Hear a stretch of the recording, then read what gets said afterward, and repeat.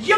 What's up mga kaibigan? Welcome back again dito sa Mangos at your service. Kung bago lang sa aming channel, of course, mag-subscribe. Hit the bell button below para sa nanonotipan na kapag-subscribe. Aba, dito ka na sa Yummy sa sarap, Yummy sa saya, yung Mangos at your service. Sa ating grab kayo mga kaibigan, gagawa ngayon tayo ng Chicken Tocino.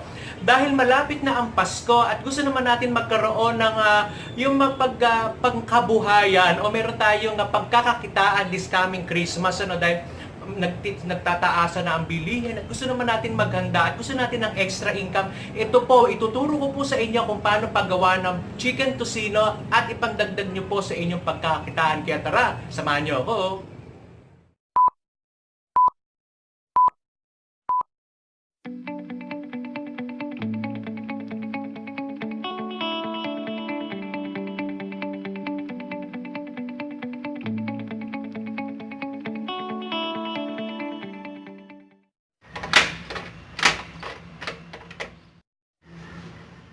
So before we start mga igan, so cooking tip for today sa mga igan, so since gagawa tayo ng tocino at meron itong curing process, so ilang araw ba natin i-cure yung ating tocino, no? So kung gagawin niya ay chicken tocino, i-cure nyo ito ng at least 5 to 7 days para makita nyo talaga yung magandang result ng inyong tocino. At kapag pork naman ang inyong gagamitin, just make sure na 7 days pwede nyo na itong gawin at pwede nyo na itong ibenta o pwede nyo nang iluto. Kaya yan ang ating cooking tips for today.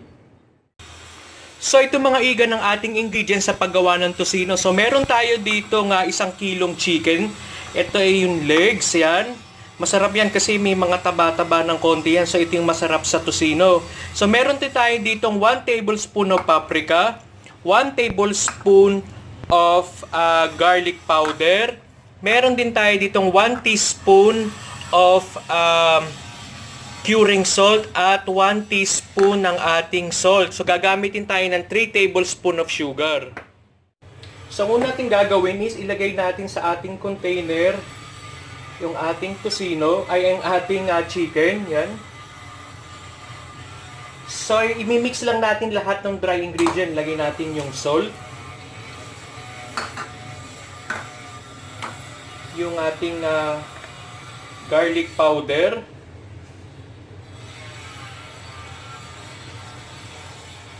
so garlic powder lagay natin, yung sweet paprika, ito yung magpapakulay sa ating tocino, curing salt, yan,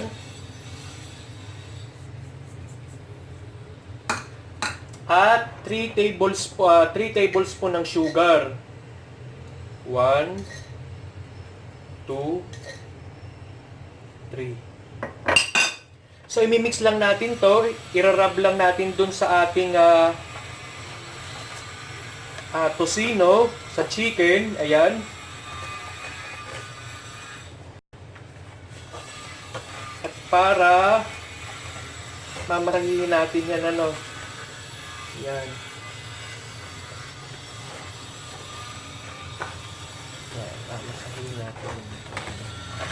Just make sure lang na malinis yung kamay ninyo pag ginagawa nyo to, yun ang pinaka-importante.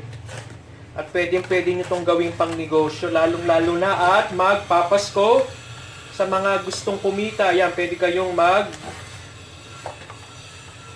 ng tocino. Ayan,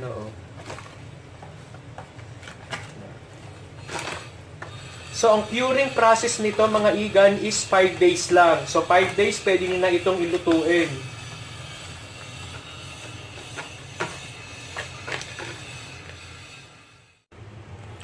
So, ito mga igan yung ating na-prepare na tocino, So, maghihintay lang tayo ng 5 days para ma-cure yung ating tocino. Kahit sa pag pork naman, ganun din, 5 to 7 days para ma-cure yung ang inyong tocino. Kaya hintayin natin yung 5 days. After 5 days, so ito mga igan, after 5 days, check natin kung anong itsura niya na ngayon.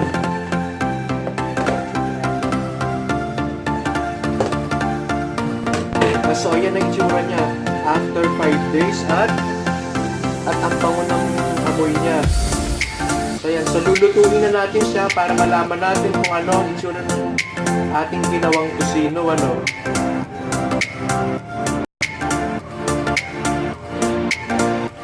So ganito ako magluto mga iga ng tusino. Yung ibang ginagawa nila is pinafry na nila yung tusino nila sa mantika. Ako ang ginagawa ko is pinakukuluan ko muna sa tubig. Para mas talagang luto lang. Pakukuluan lang natin dyan.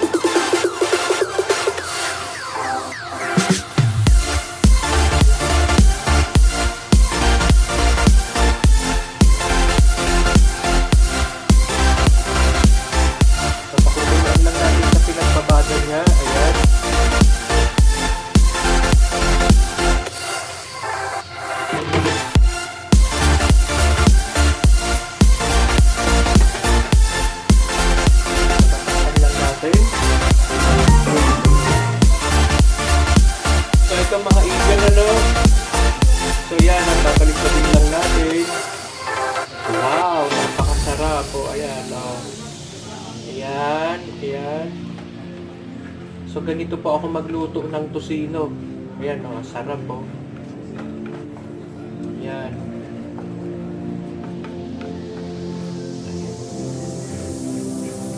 Mamaya isin-isin natin.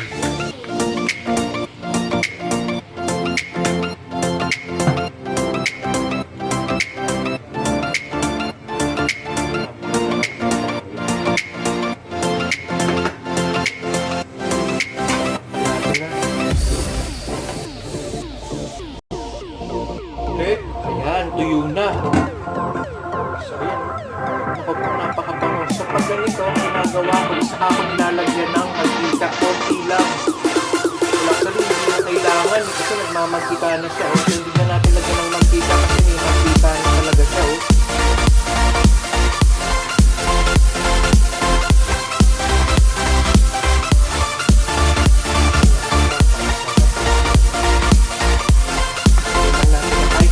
Lang.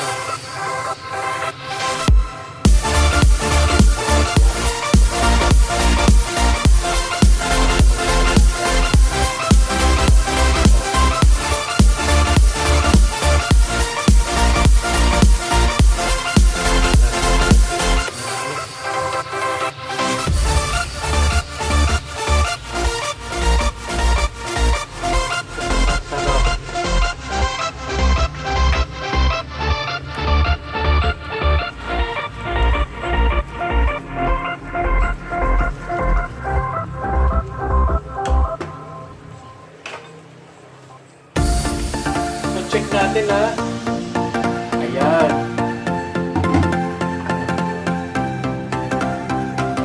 Ay, so okay na to. Ayan, ayan. Mamantika siya. Sarap po. Ayan. Sa akin okay na to.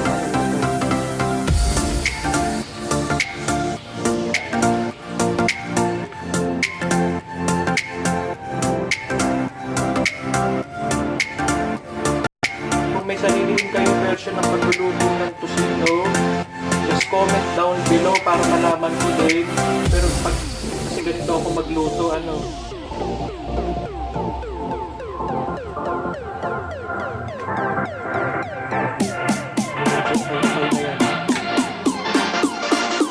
so ito mga iga ng ating fish product ang chicken tocino. So ang pagluto ko ng tusino medyo hindi ko tinutuyo. Gusto kasi medyo may sinasabaw siya sa kanin kasi masarap yun.